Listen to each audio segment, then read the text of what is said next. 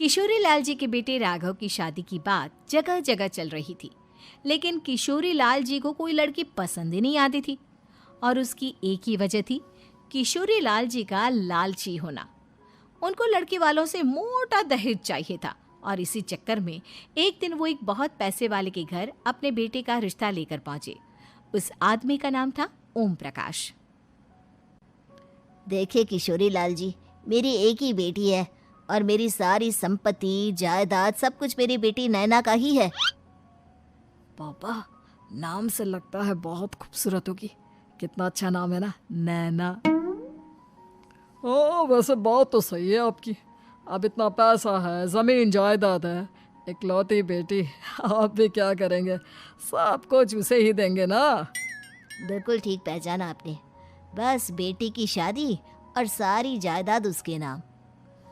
पापा, बिना देखे हाँ कर दीजिए ना। इतना अच्छा रिश्ता फिर कहाँ मिलेगा? माला माल हो जाएंगे हम। मैं अपनी बेटी को बुलाता हूँ। अरे नहीं नहीं नहीं नहीं, आपकी बेटी का नाम नैना है, सुनकर ही लगता है बहुत सुंदर होगी। रहने दीजिए अंकल, मैं तो आपकी बेटी के नाम से ही इतना खुश हो गया हूँ कि उसे बिना देखे शादी करने को तैयार हूँ। अब तो मैं उसका चेहरा सीधे शादी के बाद ही देखूंगा। और इस तरह राघव नैना का चेहरा नहीं देखता और उससे शादी कर लेता है। शादी के बाद अपनी सुहाग रात पर जब राघव नैना का घूंघट उठाकर देखता है तो नैना की आंखें बंद थी। कितने खूबसूरत हो तुम नैना, जरा अपनी आंखें खोलकर मेरी तरफ देखो तो सही। नहीं, मुझे शर्म आती है। अरे, मैंने तुम्हें शादी से पहले भी नहीं देखा, और अब अगर तुम आंखें खोलकर मुझे देखोगी भी नहीं तो मुझे अच्छा कैसे लगेगा? इससे पहले कि नैना अपनी आंखें खोलकर राघव की तरफ देखती, अचानक से लाइट चली गई और राघव नैना को पूरी तरह से देख भी नहीं पाया। अगली सुबह नैना राघव के लिए नाश्ता बनाकर लेकर आई। अरे ये क्या, आधा पराठा सेका हुआ है और आधा बिल्कुल कच्चा। ये तुमने क्या किया नैना? बहू, तुमने क्या आधा पराठा तवे से नीचे लटका कर रखा था, जो आधा सिका है और आधा कच्चा? मुझे जितना दिखेगा उतना ही तो सीखूंगी ना पापा जी। जहाँ जहाँ मुझे नजर आ रहा था वहाँ मैंने सीख लिया, जहाँ जहाँ नहीं दिखा वहाँ कच्चा रह गया होगा। इसका क्या मतलब है? ये कैसा मजाक कर रही है तुम? अरे बहू, तुमने इतना लंबा घूंघट क्यों लगाया हुआ है? देखो, हमारे घर में बहुओं को बेटी की तरह रखा जाता है, और फिर तुम तो इतना सारा माल लेकर आई हो। देखो, ये घूंघट डालकर रखने की कोई ज़रूरत नहीं है। हाँ नैना, पापा जी ठीक कह रहे हैं, तुम तो आराम से रहो, अपना ही घर समझो। नैना अचानक से अपना घूंघट उठा लेती है। अरे ये क्या पापा, नैना की तो एक आंख फूटी हुई है। नाम से नैना, लेकिन ये तो कानी बहू निकली। मेरे साथ धोखा हुआ है, धोखा। बिना दिखाए अपनी कहानी लड़की मेरे संग ब्याह दी।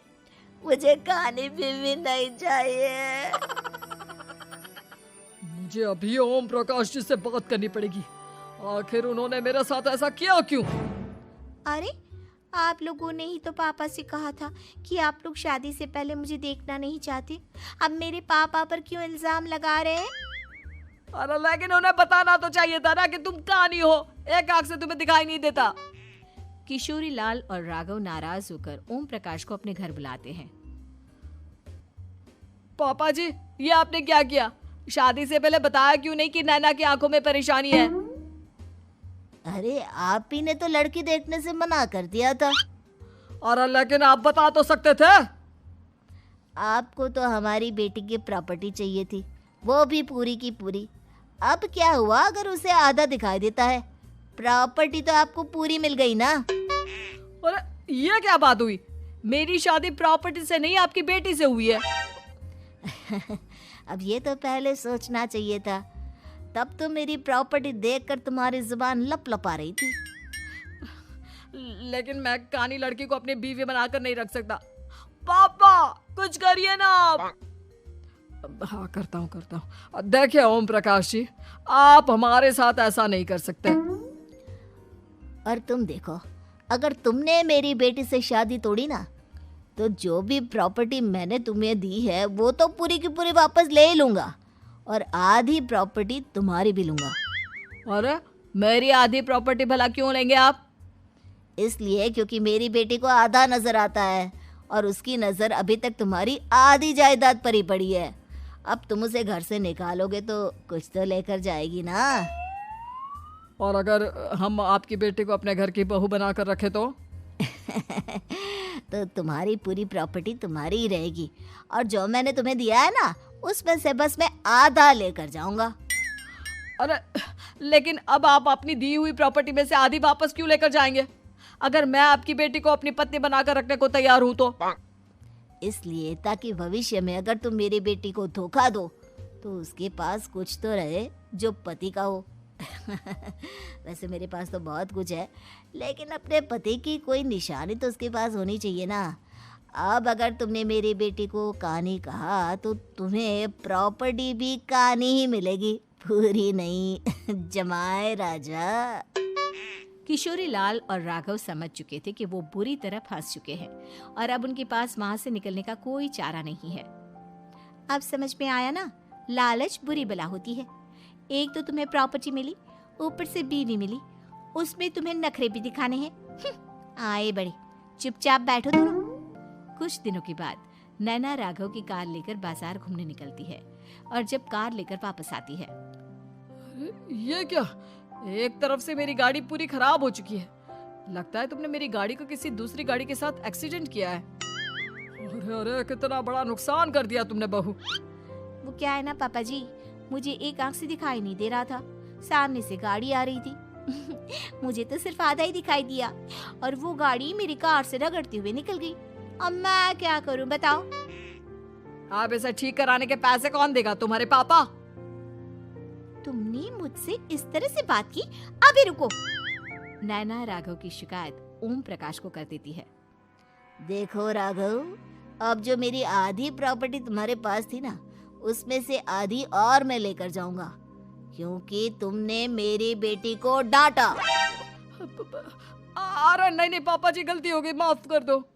गलती की तो कोई गुंजाइश ही नहीं। अगली बार मेरी बेटी को डांटा तो बची हुई आधी में से आधी और ले जाऊंगा। लालच के चक्कर में हम दोनों ने बहुत बड़ी गलती कर दी बेटा। एक तो तुम्हें कानी बहू मिली और ऊपर से जो माल मिला वो भी काना। इस तरह राघव की हर एक गलती पर ओम प्रकाश उसकी प्रॉपर्टी का आधा आधा हिस्सा लेकर अपना सारा माल वापस ले गया और राघव को कानी बीवी से काम चलाना पड़ा। भाई लालच वाकई में बुरी बला है।